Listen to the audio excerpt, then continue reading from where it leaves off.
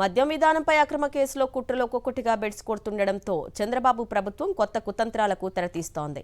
వైఎస్ఆర్సీపీ ప్రభుత్వ హయాంలో లేని కుంభకోణం ఉన్నట్టుగా చూపించేందుకు సరికొత్త పన్నాగానికి పదును పెడుతోంది.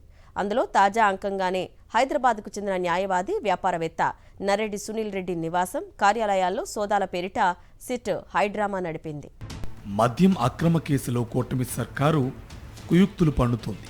ముందస్తు పన్నాగంతోనే టీడీపీ అనుకూల ఎల్లో మీడియా ద్వారా దుష్ప్రచార రాద్ధాంతంతో ప్రజలను తప్పుదారి పట్టించేందుకు ప్రయత్నించింది. ఏకంగా సిట్ అధికారుల ద్వారానే తప్పుడు సాక్ష్యాలు సృష్టించేందుకు ప్రయత్నించడం విస్మయం పరిచింది. అయితే చంద్రబాబు ప్రభుత్వ ఈ తాజా కుట్ర కూడా బోల్తా కొట్టింది.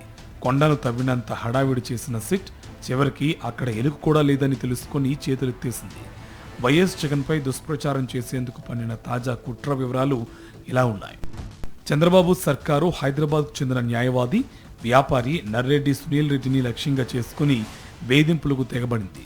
హైదరాబాద్, విశాఖలోని ఆయన కార్యాలయాల్లో సిట్ అధికారులు సోదాల పేరుతో రాద్ధాంతం చేశారు. నిర్దేశిత ప్రమాణాలను ఉల్లంఘిస్తూ వేధింపులు, బెదిరింపులకు పాల్పడ్డారు. సోదాల ముసుగులో తప్పుడు సాక్ష్యాలను సృష్టించేందుకు పక్కా పన్నాగంతో వ్యవహరించారు. హైదరాబాద్లోని సునీల్ రెడ్డి కార్యాలయంలో తనిఖీల సమాచారం తెలుసుకొని ఆయన తరపు న్యాయవాదులు అక్కడికి చేరుకున్నారు. కానీ వారిని సిట్ అధికారులు లోపలికి అనుమతించలేదు. దాదాపు 4 గంటల పాటు వారు కార్యాలయంలోకి వెళ్లకుండా సిట్ అధికారులు అడ్డుకోవడం గమనార్హం. నిబంధనల ప్రకారం సోదాలు నిర్వహించేటప్పుడు న్యాయవాదులను అనుమతించాలి. అందుకు భిన్నంగా సిట్ అధికారులు వ్యవహరించడం వెనుక తప్పుడు సాక్ష్యాలను సృష్టించే కుతంత్రం ఉన్నట్టు స్పష్టమైంది. కార్యాలయంలోకి వెళ్లేటప్పుడు సిట్ అధికారులు తమతో పాటు ఓ బ్యాగ్ను లోనుకు తీసుకుని వెళ్లారు. సోదాలు జరుగుతున్న సమయంలో ఓ ప్రైవేట్ వాహనం అక్కడికి చేరుకుంది. ఆ వాహనంలో కొన్ని బ్యాగులు, ఇతర వస్తువులు ఉండడాన్ని చూసి సునీల్ రెడ్డి తరపు న్యాయవాదులు గేటు వద్ద అడ్డుకున్నారు. ఆ వాహనాన్ని ఎందుకు లోపలకు తీసుకువెళ్తున్నారని నిలదీసిన సిట్ అధికారులు సరైన సమాధానం చెప్పలేదు. ముందు ఒక బ్యాగ్ను తమతో పాటు లోనుకి తీసుకుని వెళ్లిన అధికారులు ఆ తర్వాత ఆ వాహనంలోని మరికొన్ని బ్యాగులను, ఇతర వస్తువులను, ఎలక్ట్రానిక్ పరికరాలను లోపలికి తీసుకువెళ్లినట్టు తెలుస్తోంది. వీటిని సోదాల సమయంలో సునీల్ రెడ్డి కార్యాలయంలో గుర్తించినట్టుగా కట్టుకథ వినిపించాలన్నది సిట్ అధికారుల ఉద్దేశం. ఆ వాహనంలోనే సిట్కు సంబంధం లేని ఓ ప్రైవేట్ వ్యక్తి ఉండడం గమనార్హం.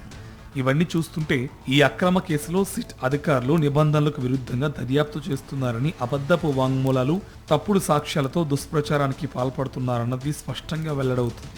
సునీల్ రెడ్డి నివాసంలో సోదాల పేరుతో హైడ్రామా సాగించిన సిట్ అధికారికంగా మాత్రం ఎటువంటి సమాచారం వెల్లడించలేదు. కానీ తమకు అలవాటైన రీతిలో టీడీపీ అనుకూల ఎల్లో మీడియాకు లీకులు ఇచ్చింది.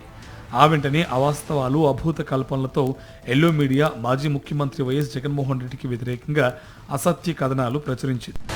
వైఎస్ జగన్మోహన్ రెడ్డికి ఓ సాధారణ పరిచయస్తుడైన న్యాయవాది, వ్యాపారి సునీల్ రెడ్డిని పట్టుకుని ఆయనకు అత్యంత సన్నిహితుడని, మద్యం వ్యాపారంలో కీలక పాత్ర పోషించారని అవాస్తవ కథనాలతో ప్రజల్ని తప్పుదారి పట్టించేందుకు దుష్ప్రచారానికి తెగబడింది.